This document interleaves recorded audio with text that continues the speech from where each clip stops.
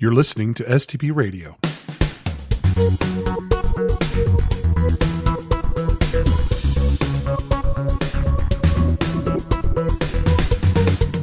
Hello and welcome back to STP Radio. I'm your host, Smita Mishra, and I'm excited to conduct another interview with two of the upcoming speakers at our Spring 2017 STPCon conference. In case you have not signed up yet, STPCon will be in Phoenix, Arizona from March 14th through 17th this year.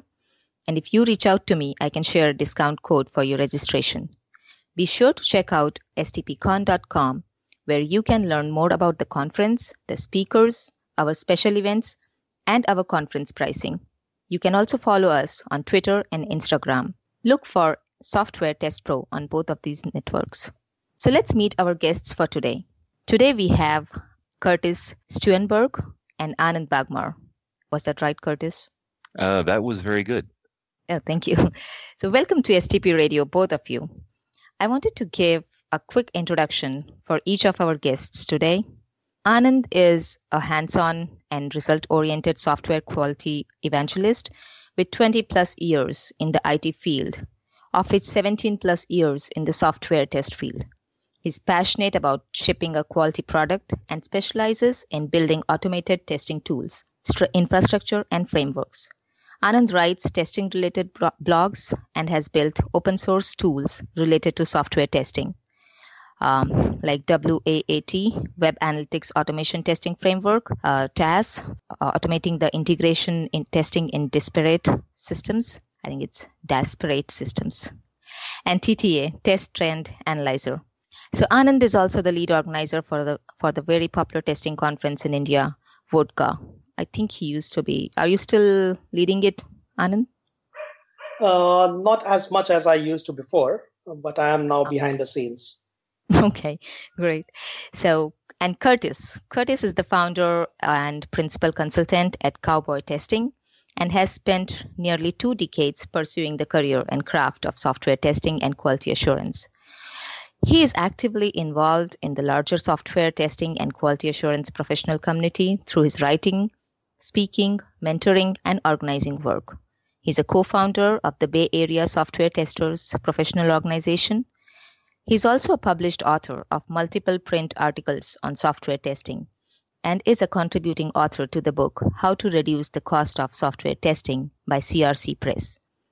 He is a sought-after speaker and has presented talks and classes at such conferences as the ALM Forum, STPCon, CAST, Agile SF, and the Wearable Tech Conference, in addition to his commitment to smaller events around the San Francisco Bay Area. So I would like to start with each of you having to tell us a little more about yourself and how you got into testing and anything that I would have missed out of your introduction. Let's start with you, Anand. Okay, thanks for the kind words introducing me, Smita. I'm first of all really excited to be part of STPCon this year. Awesome. Been speaking in various different conferences around the world, and this is my first time in STPCon, and really excited to get this experience and learn a lot from fellow speakers and participants. More about myself, other than what has been said, got into testing quite by chance, actually. Maybe it was not really my first choice, but ever since I got in, I was hooked onto it and never considered looking back at all. In fact, there are so many more things I would love to learn and get a chance at exploring. I don't think another couple of decades is going to be enough to get good at testing from my perspective. So yeah, it's been a great ride and looking forward for more exciting times. Thank you. How about you, Curtis? I'm sorry, I'm just laughing a little bit at what Anand said because I don't think I would even know what good at software testing looks like, even if I were to find it.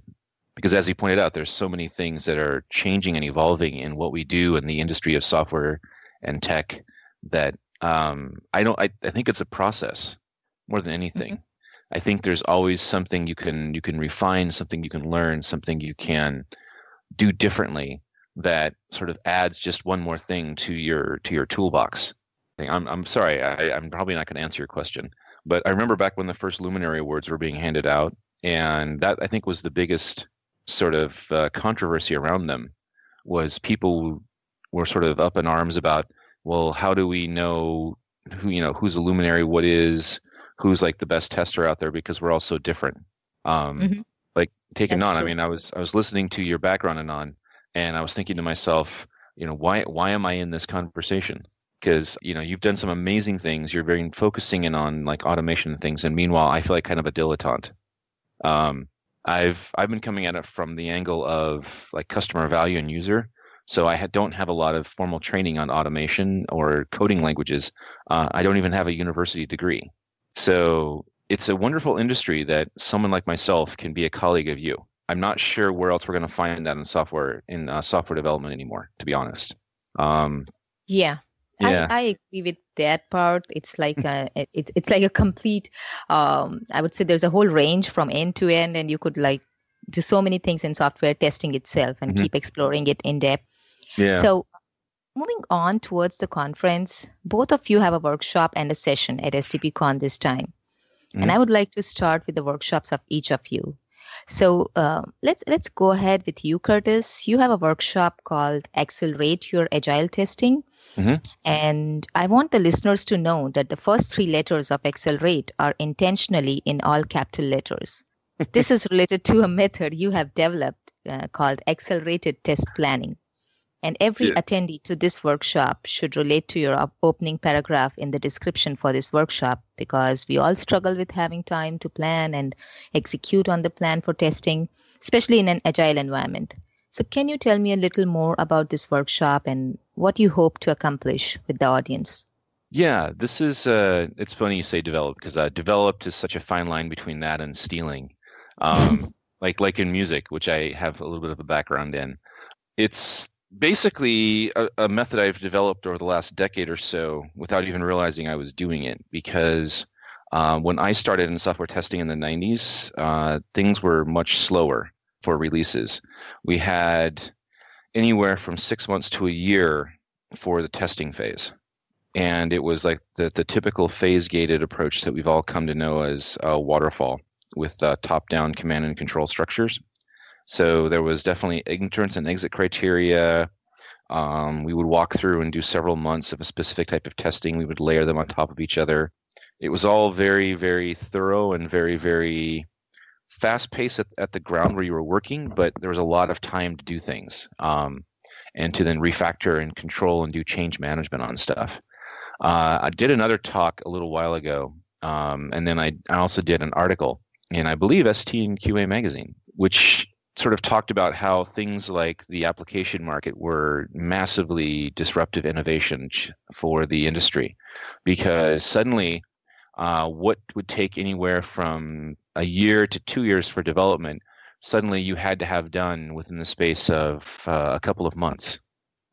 If you look at how rapidly things are changing, especially on the mobile market, even within software itself, we've gone from year-long releases, 2-year-long releases, to 6 months for service packs, for updates, for downloadable content, which are basically software releases all in and of themselves. So both developers have had to get faster using things like, that started out using things like acceptance test-driven development or specification by example, behavior-driven development, and Agile itself, all the way up to what we're seeing now with things, what they're calling DevOps, which is just a giant umbrella full of things. That means, we go from concept to deploy into production within the matter of weeks to like a month. Where does the software tester fit into that? So we don't have the ability to sit down and spend like a week to 2 weeks reviewing the requirements, getting sign off on it anymore, because by that time we should be halfway through our testing cycle.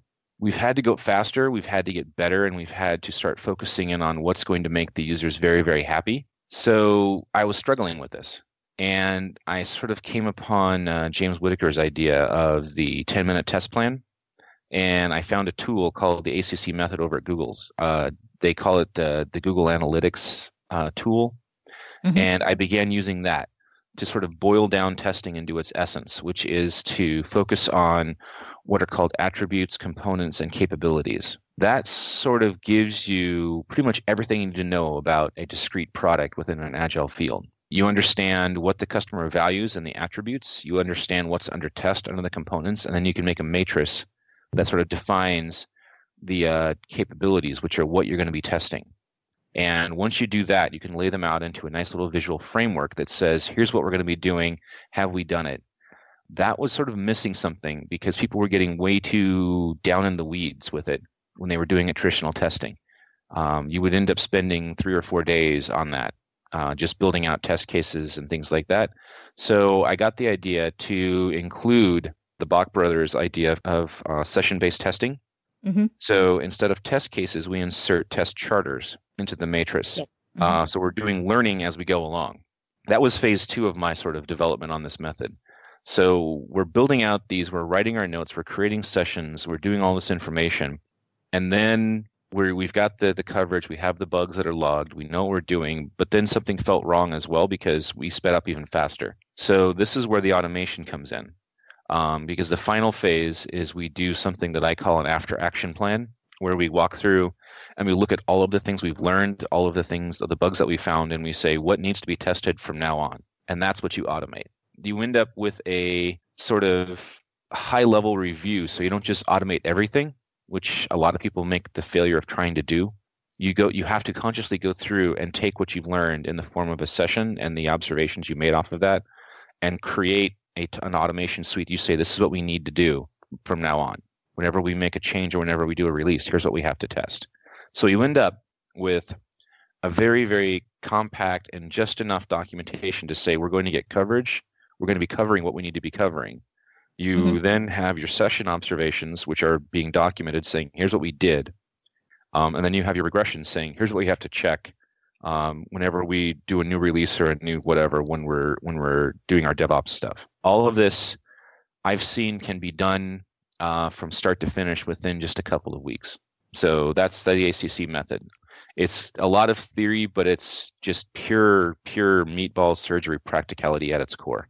That was actually a very good detailed snapshot of your workshop and sounds very exciting. I'm sure people will really benefit from it. That the way you explained, and correct me if I'm wrong, but it appears to me that what you're going to teach is more about the fundamentals of the test planning to be able to test quickly.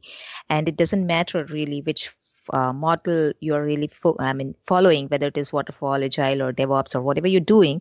You could use this to really accelerate your work overall.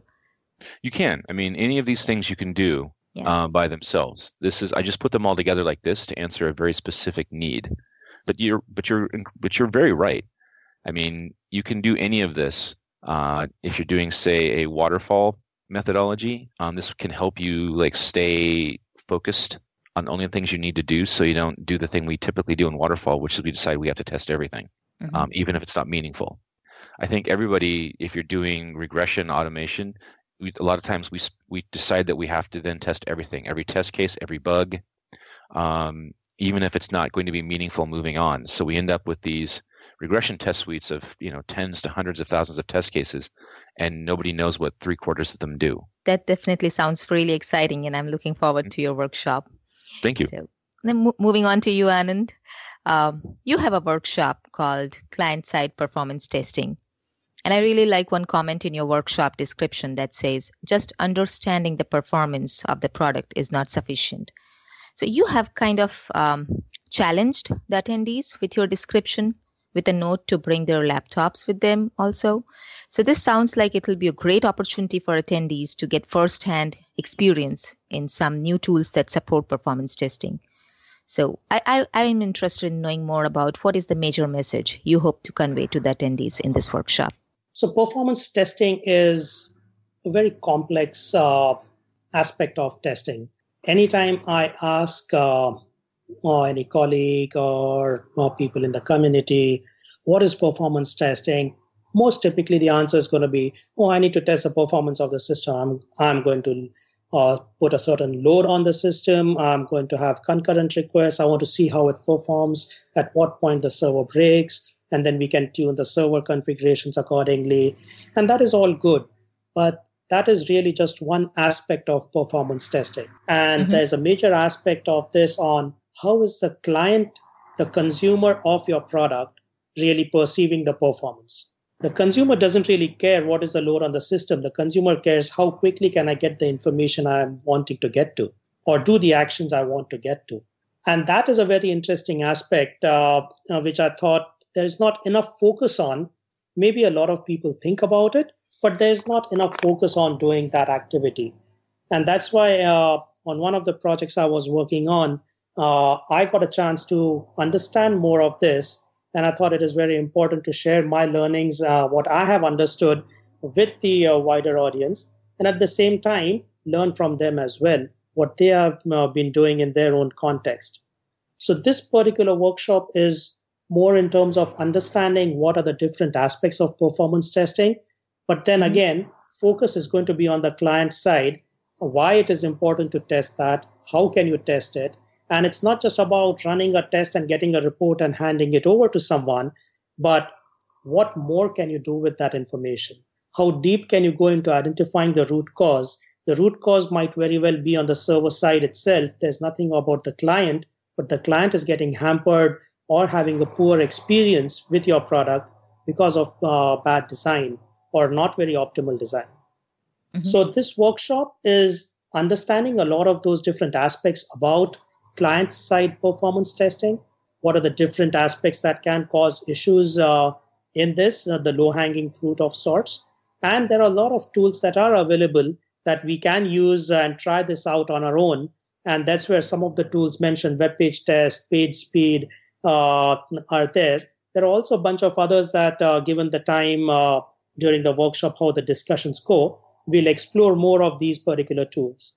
So the intention of having the participants get their laptops is to really get their hands dirty, not just listen to someone go on and on about what certain concepts are, but try certain things on their own and try to experience that and try to get some more meaningful information out of the tools that are available out of the box. And at the same time, yes, you have done all these activities, you've understood things, you know how to test and see what type of potential issues might be there. You need to do this on a repeated basis as well in most cases. So how can you potentially automate this type of testing as well? And we'll be doing that also in a little way in the workshop. That sounds quite exciting too. I mean, very recently I had a conversation with Under Tester in the Test Practitioners Club meetup that we have about exactly the same point, where I was saying, why is the entire focus always on the server side for performance testing? Why don't we understand or at least try to explore that the client side could also have issues, especially with every client having their own set of softwares and tools running on them. Also, like the environment is totally different at client side for various, even in the same team, even in the same organization. There are so many differences in the environments there. Yeah, I was just thinking the same thing, Smita. This was a battle I constantly had with the performance engineers that were working for me. They couldn't explain to me the scenarios and the value about the reasons for what they were running. And it sounds to me, and I'm hoping Anand can elaborate on this a little bit, that what he's going to be talking about is like what you said, Smita, about trying to sort of mimic what the user is looking at, but also justifying why they're doing what they're doing. Because it really, I mean, if I was the person who went to the customer that we were working for and saying, here's the report, and I think 9 times out of 10 they would look at that and say, what does this mean? They had no connection between the report and the sawtooths they were seeing and whatever, and what their customers were going to be doing. Is that sort of what you're talking about, Anand? Yes, in a certain way, for sure. It also comes down to the aspect of understanding the product architecture better, understanding what is really going to be valuable for the user from your product. So if you take a marketing site, let's say Amazon, right? If a user is searching for a particular item on Amazon, he or she is not going to wait forever for that product to come up or for the page to load. There are many different alternatives these days that the consumer can go to and get their needs satisfied in that sense, right? So how can, as an organization, as a product company, how can I bind the user to my product as much as possible? That truly is the focus of this workshop. Not so the consumer aspect, the user journey aspect about what are the different things the user needs to do is definitely going to be one part of it. But it's more about, is my product designed well that it will give the information as quickly as possible that the user can start doing activities on the product. That is really going to be the focus area. Another aspect that we will be focusing on is about there's only so much that tools can offer for you. You can run some scripts, you can run the tool in a certain way, it will give you some information. That is at the easy part. From that point on is where the true inquisitive and curious mind comes into the picture, comes to the table and says, I have this information. What does it truly mean? That is when exploration starts. That is when research has to start getting deep into that haystack and find where is the needle which is potentially causing this problem. And these are the aspects that we'll be focusing on in the workshop. That's really great. And I think I'm talking to really passionate testers, really passionate about the topics. So I'm going to pull you away from your topics now. I'm going to ask each of you a question that's not related at all to your work in testing. So you don't get to talk more about your workshop now, but more in general about you. So let me start with you, Curtis. So I've heard of people who have declared that they are a famous person magnet and that everywhere they go, they bump into or meet someone famous. And from what you have shared with me, it seems you are one of those people. So can you share with the audience some of your chance encounters with the rich and famous? And definitely do not forget to add your interest in music, and you've done some DJ, and you have you mentioned movies, all those parts. Please do mention them. Wow. When I was a young man and very pretty, I know it's difficult to believe that I was at one time such. I was living in Seattle in the late 80s to early 90s. And that was about when a certain type of music style was becoming very, very popular. So it was nearly impossible to walk around the city without bumping into somebody famous. It just happened. Everybody was there, and it's not a very large town to begin with. And because I was hanging out in that specific scene, I ended up knowing a lot of people who then went on to become famous, who would then introduce me to other people who were famous. So the list is fairly long, and I'm sure I'm missing people when I talk about this. But I've met several really famous musicians like James Hetfield and Lars Ulrich from Metallica. And I'm going to be filtering out the ones where I sort of bumped into somebody and said, hey, and we said, hey back, and then we kept on moving. Let's see, I've met Bret Michaels, Mary Winningham, Drew Barrymore, Oliver Stone, John Corbin, and then there was also various artists. I think Mark Ryden is the one that popped into my head when I was talking about this. Just being in that sort of a cultural scene, I guess the interesting part for this for me was not really the celebrities that I've been meeting. Although you're right, I do tend to have random encounters with people, like just literally bumping into Danny Glover at the TSA line and having an interesting conversation with him. About socks. About socks, yes. Well, we had to take our shoes off, and he had some interesting socks on. But I think the interesting part for me about all of this was that without realizing it, people tend to create communities. And those communities tend to have interrelationships because they're about people with passion, they're about people who are creative, they're about people who are intelligent and open to new ideas. So if you were in the middle of a I guess what they call, with giant air quotes around it, a scene, it will attract other people to it. People will be attracted to it by saying, they're doing something interesting, let me go see what they're doing. So you end up with people who are at their very nature and their heart of who they are creative, innovative people. No matter what you may think of their music or their movies, that's what they are. And they will go and look for something that's interesting. If they're truly creative, they will want to seek out what other people are doing, and they will then meet people like me. That to me is kind of what I love about the software testing industry. I'm going to take it back to software testing for a second. One of the things that is, when I first joined the industry back in the 90s, I didn't really know what software testing was, but it felt familiar. And I think this is why. It's because I think we've never had the luxury of growing a large opinion of ourselves. We've always been, as I like to joke about it with a musical background, we're the keyboard player of the rock band. We're usually added on after the record deal has been signed and the studio engineer wants to fill out the sound.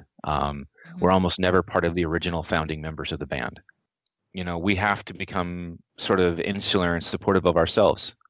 And that has meant that we have to, do for ourselves with support and creativity and just general being nice to each other. That was one of the things that people kept remarking about the Seattle scene when I was here, and it just seemed natural to me. But people kept saying, I think Cameron Crowe mentioned that he really enjoyed this scene because in Los Angeles for the music scene, people were very competitive and cutthroat, whereas in Seattle for the music and the art and the theater scene, people would go to each other's shows. You'd go to see that show that was, I'd be working, say, security at a show, and the first 1 or 2 acts, nobody would be there, but I can almost guarantee you that that out of the 20 people at the show for them, 10 of them were probably other musicians that weren't even on that night. They were just there to support another band. That sort of collaboration, that sort of support created a certain type of scene that felt familiar to me, felt actually creative, because you could trust each other to a certain extent. We're all, we're musicians and artists and theater people, so you can't really trust us. But you could trust us more than that. And that's what I sort of felt here in the software testing scene. And so that's what really sort of clicked with me. Yeah. So you tried, but you couldn't stay away from your software. No problem. I really can't. I'm sorry. It's just, no problem. So again, it's like my whole entire background, I feel like, led me to this industry. From my acting career, where I have to step into somebody else's roles, to my music career, where I have to like formulate ideas into a logical progression. It's all there. Definitely. We'll move on to Anand for now, but sometime we'll definitely get back to your story again. It's a beautiful one. So Anand, I learned that you have an ever-growing list of things you want to learn and work on. And you have also mentioned that you are amazed at the software-related work done in the medical and automobile industry and any other mission-critical systems for that matter. So can you share with us what interests you the most about them and what you may attempt to do that's related to them in the future? So, especially since Agile came around, there's been so much talk about waterfall and Agile and Kanban and Scrum and various different methodologies and frameworks to help set up the process to deliver better. But I constantly wonder what happens to the mission critical systems which the masses really end up using, right? You go to the doctor and get an X-ray done. Now, that can be pretty harmful as well if it is not done right. There are robots doing surgeries these days. How are you going to ensure that what is being done, it is not just pure hardware, it is hardware, software integrating together, and it is going to make precision holes in your body and get whatever is required to be done in the correct way. And that is just mind-boggling to me. There is no talk about processes, practices, tools over here. All people involved over here, they just keep doing what is working for them, and they do it pretty well for that matter. I'm very, very intrigued by this, very curious about this. I want to learn more about how do they do it. I want to get away from Agile and waterfall and everything and do what is the right thing for the product. It may not be the most efficient, but it works. And if it works, that becomes the most efficient thing. So that is my very long-term aspirations of sort. I really want to do something, whether it's the automobile industry or the medical industry, which is touching the masses. How can we do things better? How can I learn and get better at what I'm doing by learning from professionals in this field? And related with that is, again, this quest for trying to understand more, learn more. I have a to-do list that I keep. In fact, I've got so many lists. I probably need a list for all the lists that I have. And it's a constantly evolving list that, this seems interesting. I hear these buzzwords. I hear these different things that people are talking about from conferences or meetups or anything. I need to know more about this. I need to understand this better. I need to see if that is going to help me in various different ways. You're showing signs of a geek, true geek. That's good though. So now let's talk about your sessions at STPCon. And I know we're running short on time, but we'll do that quickly. Curtis, you have a session called The Delightful Playground, Launching Apps That Just Don't Work. The description for this session is very interesting and especially interested to me as I've stepped out beyond testing and have been involved in product development and even mobile apps development. So you are spot on that we no longer live in a world where the app can just work. It has to be scalable, expandable to meet the changes of technology and society. So can you tell me a little more about this session and what you want folks to take away from it? Okay, I'll try to be brief because we're running low on time, and even though that sort of hurts me to the core of my being. So it's what you describe. It's the current incarnation of software specifically is moving toward the Michael C. Clarke definition, or the Arthur C. Clarke definition, that any technology of sufficiently advanced nature will seem like magic. I think when software first began doing it was things written for the true geek, as you called Anand, and he agreed. It was written by true geeks for true geeks, and so there was a certain expectation that was happening. We've come almost to the exact opposite end of that spectrum now. Software lives and breathes around us. It's a vast ecosystem that we expect a new piece of software to just plug into and work like magic. So just working is also not going to inspire what I call delight, because people are going to say, "Oh, that works," but it's not going to give them a little moment of joy. Which, again, if we go back to those marketplaces and those review sites, I've seen software reviewed on Yelp. So we've given customers software that goes faster, that is being released, more rapidly. We've given them things that need to sort of integrate with each other. Like and there's in my talk, I diagram out just a small snippet of my digital life, and I think I have about 6 or 7 different things monitoring just my fitness as I go about the day. So, and I'm including mindfulness in that, and all of those things need to work together. Otherwise, I'm unhappy. But the idea of customer delight came out of trying to respond to like bad news and the old idea of the net promoter score, that everything below like incredibly happy was just not worth it. And I thought about that, and I realized I sort of agree with it, that because customer reviews are everywhere now. You go into the marketplace, and unless you're in the top 20, you're not going to even show up on the Apple iPhone market list. So you have to be in that top 20 if you're going to get any traction. And the way you do that is not to sort of go after the people who are negative for you, because you'll never please everybody. But the way you do that is you create those moments of delight and wonder and happiness, because then people will focus on those and talk about it. And you get back to Jerry Weinberg's definition of value, which is that or of quality, which is value to somebody, which I appended to at some time. So people see something, either they feel enough pain removed, they're delighted with it, or they find a moment of wonder, and that's what they want to talk about.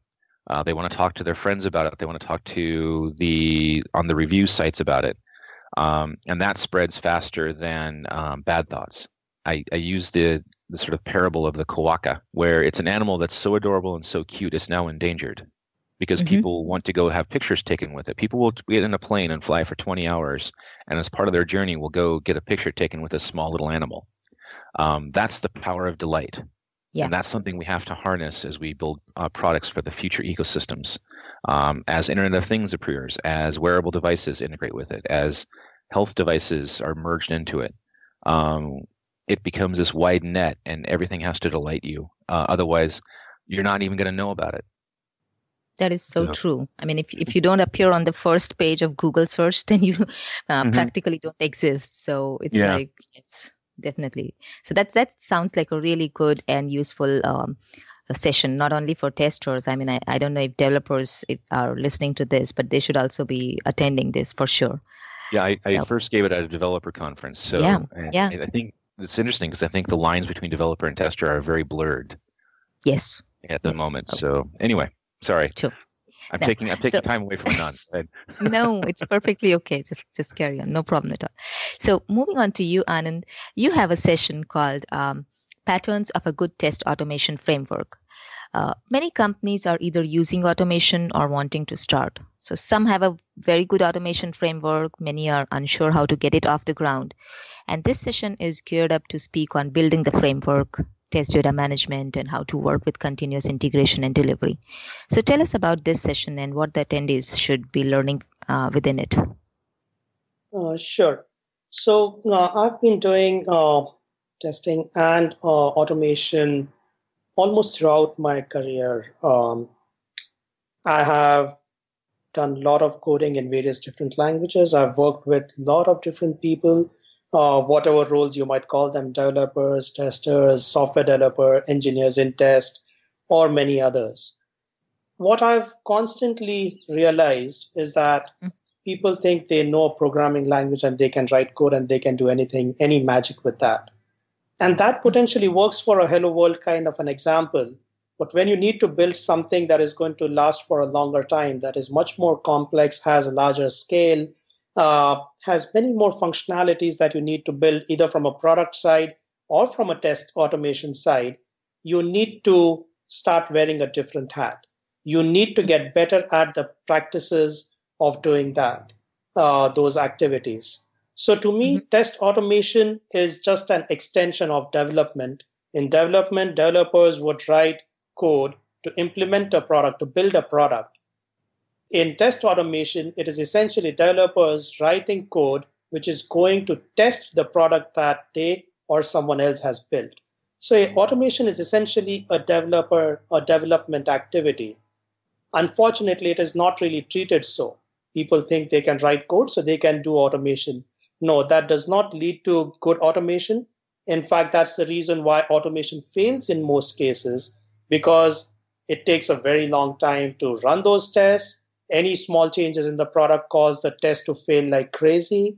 It is very difficult to fix them and add more tests in that framework.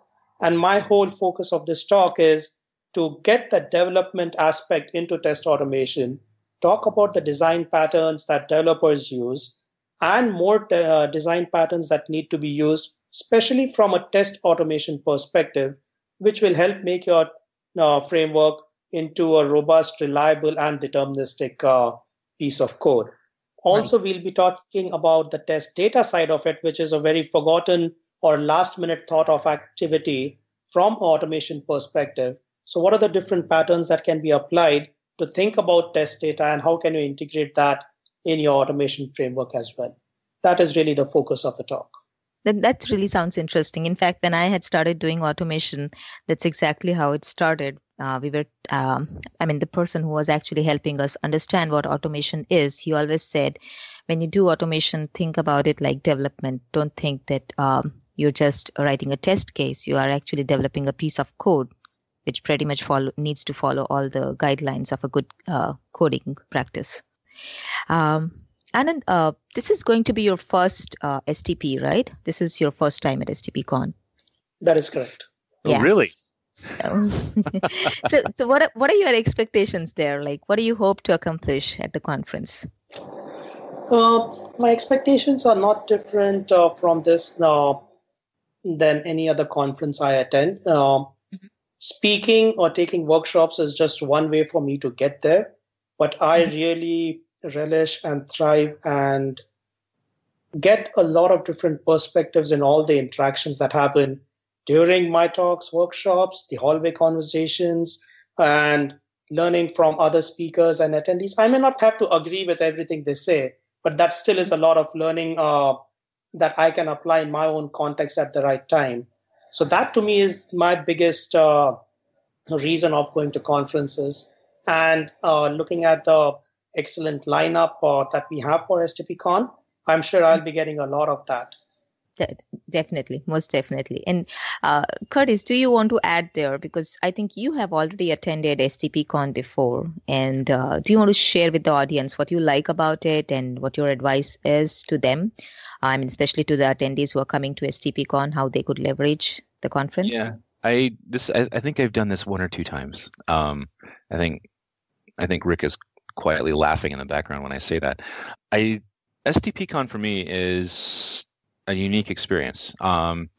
At some point in time, I sort of got away from the much larger conferences because they felt more like marketing issues where people would come in and either want to sort of market their services or their tools or their technologies or things like that. And I didn't really get as much learning out of them as I would at other conferences. Don't get me wrong. I've heard some really interesting conversations at, like, say, Star West, and I've had some fascinating speakers talk. But for me, like, the medium to small size conferences are much more intimate. The keynote speakers, as a case in point, some of the larger conferences, the keynote speakers will fly in, give their talk, and then maybe spend an hour or so walking around, and then they'll leave. I've never seen a keynote speaker do that at STPCon. They're around. They're attending the conference with you. They're usually having breakfast. And so my advice to people when they're attending a conference like this is to figure out like 3 or 4 people that you want to meet and go meet them. It can be a little intimidating for some people, I can see, because it's almost like there's a certain group of us who attend other conferences or know each other through Twitter or something, and it can kind of, and for us, sometimes this is like one of the few times a year we get to see each other face to face. But please come up to talk to people. Don't just sit with the same group of people and have breakfast and lunch every day. Find a new table. Strike up conversations with people. Figure out if somebody's like going out to dinner that night at a restaurant, or go do something and put yourself out there a little bit. And don't expect to be sort of spoon-fed an agenda for your entire stay there. And I think you will find some amazing people with amazing ideas, and you'll come away much richer for it. On that point, Curtis, I do want to add that STPCon is one conference that I see that really tries to facilitate a lot of networking between attendees and speakers, and amongst attendees themselves too. They have those networking events, they have evenings, they have dinners, they have I think there's a specific speaker and attendees cocktail meet right before the sessions actually start. That's probably on the second day of the workshop. But that's one place where attendees and speakers, like all the speakers are there, and most of the attendees who are about to join in are also there. And that's like a perfect place for people to really hang out. So I would also suggest the listeners that do not miss the networking events. Yeah, and they're not like the other places where you show up and there's like a giant auditorium full of like 300 to 500 people. Yeah. It's much more intimate than that. It's much more casual. Basically, it's a room full of people who are very passionate about this thing, and that can be inspiring. Interestingly, we are I see seemingly growing. Like, I think the numbers, the way I have seen, they have now tripled from what I had started to see in 2014 at STP. But surely they somehow managed to make it so intimate for even these numbers. So hats off to them. Yeah. So thanks. Thank you so much, Curtis and Anand. On that note, I'll want to end this interview. It's been great to talk to both of you. Thank you so much for your time today. And we're really looking forward to seeing you in Phoenix. Thank you. Thank you. Well, everyone, I'm Smita Mishra, and this concludes our next episode for STP Radio. Thanks, everyone, for listening. Stay tuned for more episodes coming soon. And if you haven't signed up yet for the conference, get out there and register. See you all at Phoenix. Thanks for listening to this episode of STP Radio, and stay tuned for more episodes. Learn more about the conference being held in Phoenix, Arizona, March 14th through 17th by visiting stpcon.com.